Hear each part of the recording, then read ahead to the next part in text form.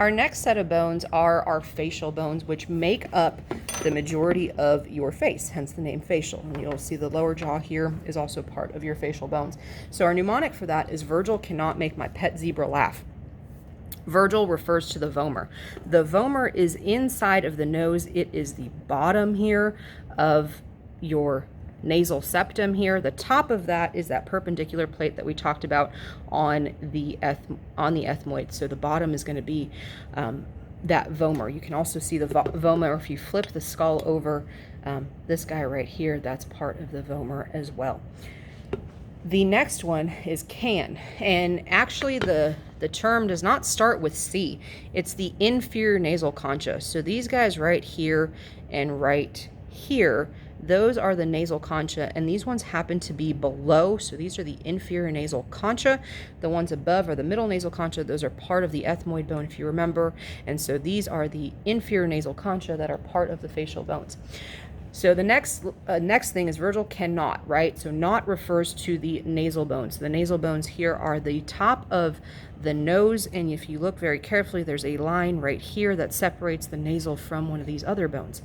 The next two are make, my, and I talk about these together because they kind of, it makes sense too. So the first one is the maxilla. So right underneath that line of the nose, that starts the maxilla. And you'll see another line here on the cheek. So all of this is part of the maxilla. So the maxilla is essentially your top jaw, okay? The next one is your bottom jaw, which is the mandible. So the mandible and the maxilla, they are going to touch by teeth only here. So the mandible here is that bottom jaw that you're looking at.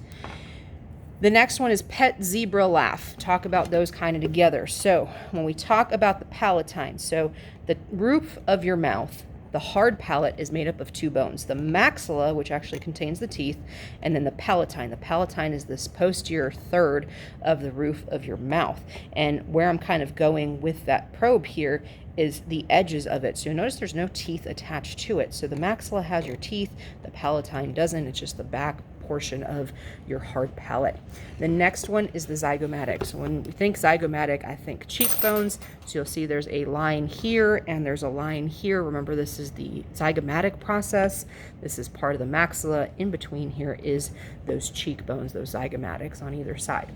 And then we have laugh, referring to the lacrimal. So when you look at the skull from the side, we're looking kind of in this eye socket here, and that eye socket is going to contain this little hole right here, which actually is where your tears drain.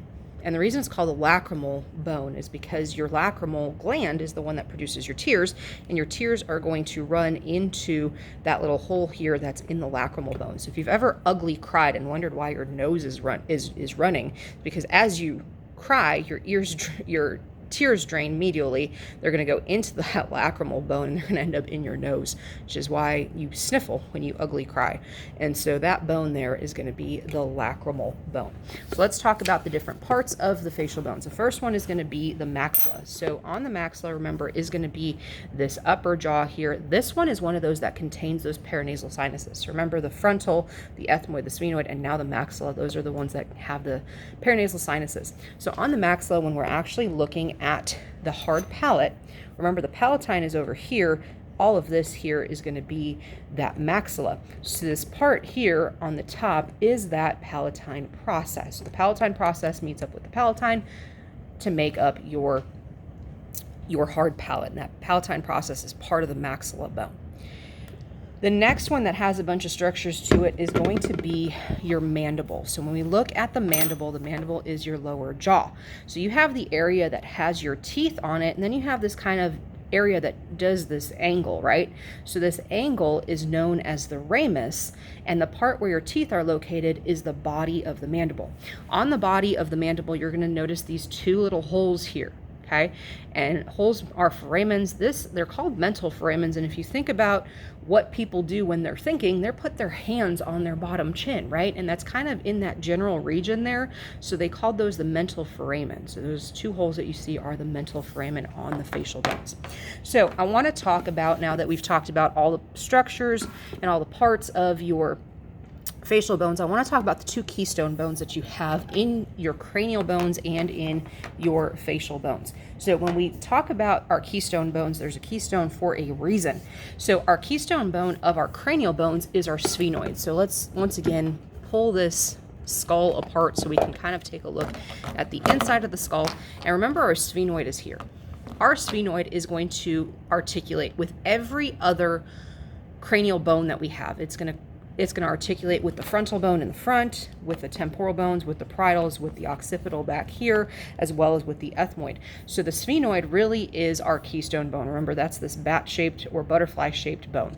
So it's a keystone bone because it articulates with every other cranial bone. With our facial bones, our keystone bone is actually the maxilla.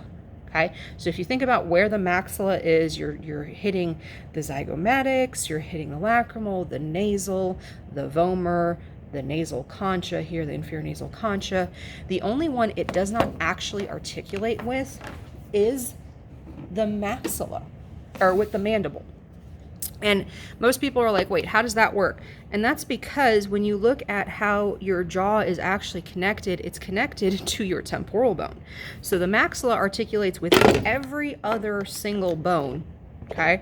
So every other one, you can see the little joint right here, with every one except for the maxilla, except for the mandible. So that maxilla, every other bone it's going to articulate with except for the mandible. The mandible, the only way that it's actually touching the maxilla is by the teeth. So it's not actually touching the bone, it's touching the teeth. So once again, maxilla is going to be your keystone bone of your facial bones.